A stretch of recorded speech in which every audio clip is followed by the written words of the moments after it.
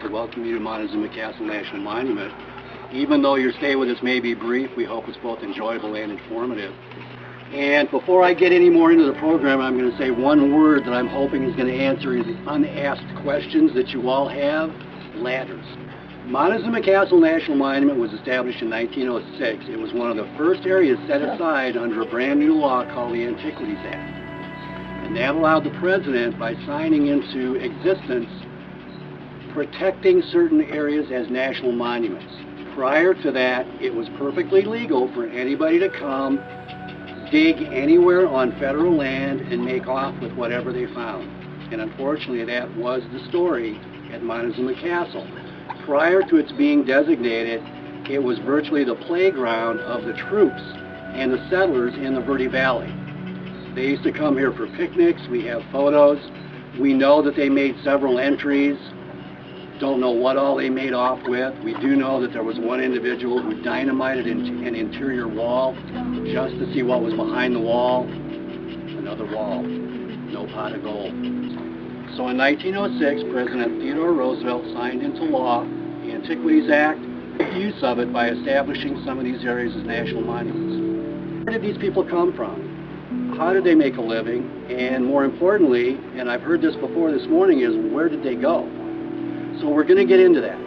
The Verde Valley, by virtue of its having permanent streams, was a mecca for wildlife and humans for over 10,000 years. We know from the evidence that we found big game hunters and gatherers were using the Verde Valley as far back as 10,000 years. It's just too productive an area.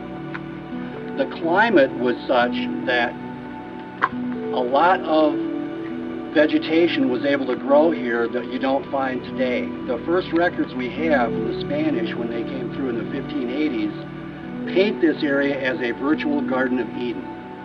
Oak Creek, for example, has a name given to it by the Spanish that translates into River of the Grapevines. So that whole area was just super productive.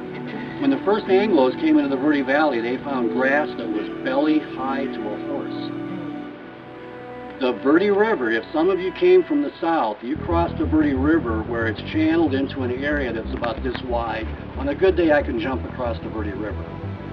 When these people were living here, and even before that, that river was in places a mile wide. It had a flow so slow that nobody could tell where the main channel was. It was virtually a series of sloughs and swamps all the way up and down the Verde Valley, until one event took place. In AD 1064, Sunset Crater by Flagstaff erupted. Now what this did was, it probably chased all those people out of the area. You can imagine if all of a sudden you wake up one morning, the ground is shaking, the mountains trembling, the sky is raining hot cinders. I'd probably leave too. We would like to thank the National Park Service and the Ranger Talk that was edited and recorded on September 2nd, 2009. This is Harmonious Gimbal. Until next time.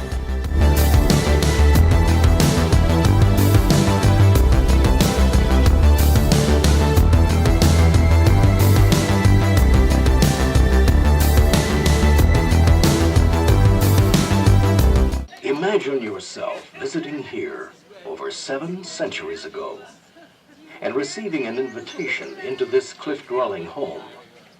What you would have seen might well have been something like this cutaway model of Montezuma Castle.